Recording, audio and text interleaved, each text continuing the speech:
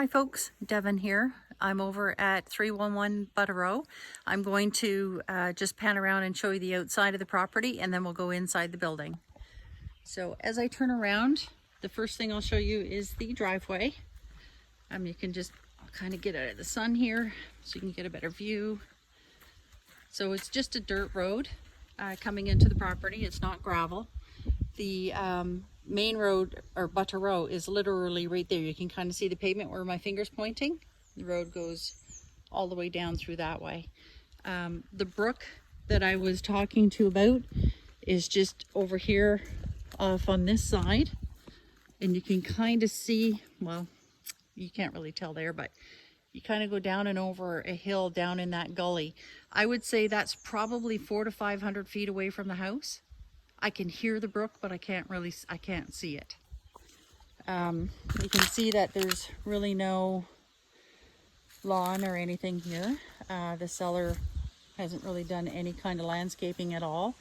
He does do some construction work and whatnot, so he's got some old debris and whatnot in the yard that would have to be cleaned up.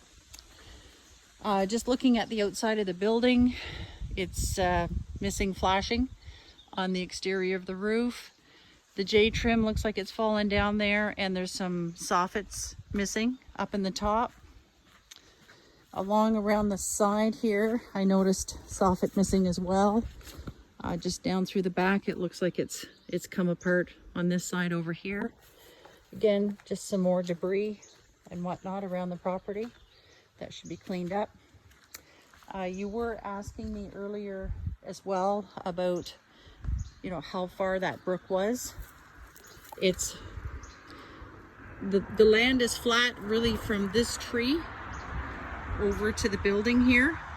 It's relatively flat, but once you get to that tree, it's a really steep drop that goes down there, and that drop is quite steep. It's probably 30 or 40 feet, I would say, to get down to the brook.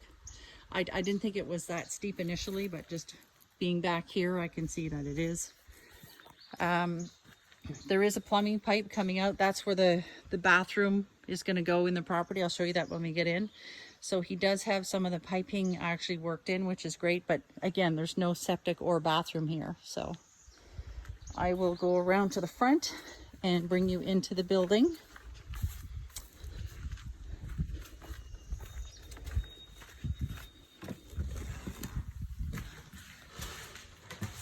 Okay, so as we come in, drywall's up, but it hasn't been taped and mudded yet.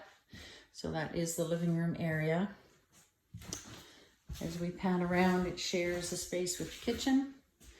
So the kitchen cabinets essentially are just what you see on the wall there, and this island that doesn't have a countertop on it. The only heat source is that wood stove.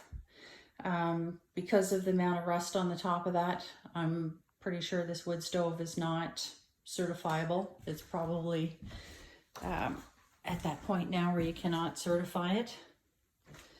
Plus, it's not on any kind of fire barrier as well, so that would have to change to actually have a wood stove there. You'd need to put some kind of concrete or tile product underneath that. As we come through this way, this is the bedroom. So we've got most of the drywall up, all with the exception of this wall, which shares the wall to the bathroom. This is where the bathroom is located. There's a shower stall in here, but it's not installed. So, and again, just a bunch of debris and whatnot inside here. But he will clean all of this up. He's just a single guy and doesn't really care too much about stuff. So he smokes in here as well. Just want to let you know that. The flooring, this is actually hardwood. It looks like redwood actually. And the flooring over here is a gray laminate product. And the rest of the floor in this house is just the chipboard. It's on the base. Oh, sorry, I lied. This is a laminate tile that he has in the bedroom. No flooring in the bathroom yet. So I hope that this video is helpful. Knowing that we don't have very good reception out this far, being able to show it to you on Zoom is not going to really work that well. But if you have any questions, don't hesitate to give me a call, and we can go from there. And I guess you were wondering about the woods and stuff. So I did notice that you can see a lot of clearing in there along that side.